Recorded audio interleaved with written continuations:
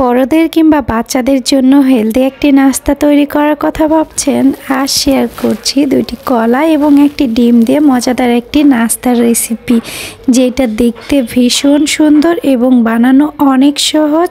মাত্র একটি ডিম দিয়ে অনেকগুলো নাস্তা তৈরি করা যাবে ইনশাআল্লাহ। আসসালামু আলাইকুম everyone, welcome to Samia's kitchen. আজ শেয়ার করছি বাচ্চাদের এবং বড়দের জন্য হেলদি একটি নাস্তা, যেটা বানানো অনেক সহজ।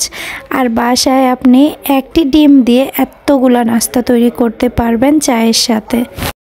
নাস্তা তৈরির জন্য আমি এখানে 2টি কলা নিয়েছি এবং 1 কাপ আটা নিয়েছি। এতগুলো আটা আমাদের লাগবে না। এখন দিয়ে দিচ্ছি কলাগুলো খোসা ছাড়িয়ে পরিষ্কার করে দিয়ে দিচ্ছি একটি একটি করে কলা। আমার এখানে বাসায় 2টা কলা ছিল, এই জন্য আমি পরিমাণে 2টা কলাই দিয়েছি। আপনাদের বাসায় যদি পরিমাণে বেশি থাকে সেক্ষেত্রে আপনারা পরিমাণে বেশি দিতে পারেন, তবে কলা দিলে এটা আরও বেশি টেস্ট হয়, এর ফ্লেভারটা ভালো আসে। এখন অ্যাড করে দিচ্ছি চিনি এখানে আমি 4 চা চামচ পরিমাণ দিয়ে দিচ্ছি। মিষ্টিটা আপনাদের যে যার স্বাদ মতো ব্যবহার করতে পারেন, তবে আমি এখানে 4 চা চামচই দিয়েছি, যেহেতু কলা ব্যবহার করেছি, এটা এমনিও অনেক মিষ্টি হয়।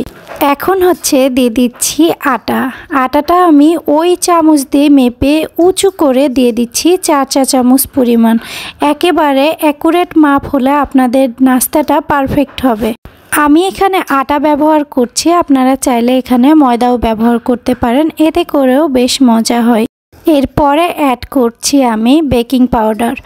আপনারা এখানে বেকিং পাউডারই দিবেন, বেকিং সোডা না। অ্যাড করছি ভ্যানিলা এসেন্স ফ্লেভারের জন্য। এখন দিয়ে দিচ্ছি একটি ডিম। এখানে কিন্তু আমি মাত্র একটি ডিম ব্যবহার করেছি। আপনি যদি পরিমাণে বেশি তৈরি করতে চান সেক্ষেত্রে ডিমের পরিমাণ বেড়ে দিতে হবে, যে আটা দিলাম এর পরিমাণও বেড়ে দিতে হবে। ঠিক এই সব উপকরণ বাড়িয়ে দিয়েই আপনি তৈরি করতে পারবেন। একে একে সবগুলো উপকরণ দেয়া হয়ে গেলে এখন অ্যাড করছি সয়াবিন তেল। এখানে আমি 4 চা চামচ পরিমাণ সয়াবিন তেল দিয়ে দিচ্ছি। আপনারা চাইলে এখানে মেল্টেড বাটারও ব্যবহার করতে পারেন, এতে করেও ফ্লেভার আরও ভালো আসে। তো আমি এখন সবগুলো উপকরণ দিয়ে দিয়েছি। এখন ঢাকনা দিয়ে ব্লেন্ডারে দিয়ে ব্লেন্ড করে নিব। খুবই সহজ তৈরি করা। দেখুন, ব্লেন্ডারে জাস্ট 2 মিনিট ব্লেন্ড করে নিলেই খুব ভালোভাবে ব্লেন্ড হয়ে যাবে। ব্লেন্ডারে ব্লেন্ড করা হয়ে গেলে দেখুন ব্যাটারের থিকনেসটা হবে ঠিক এমন, তেল পিঠার ব্যাটার যেমন হয় ঠিক তেমন।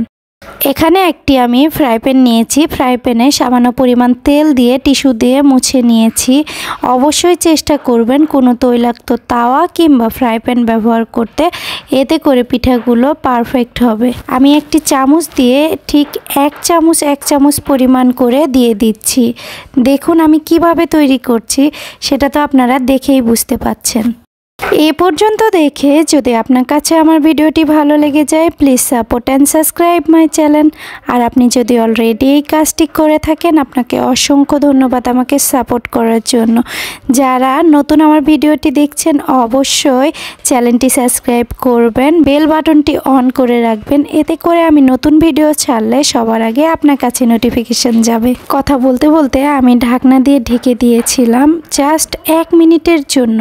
ঢেকে দিয়ে ঢাকনা উঠিয়ে দেখুন কতটা পারফেক্ট হয়েছে। এই নাস্তাগুলো একেবারেই সফট, ফুলে একেবারে ডাবল হয়ে গিয়েছিল।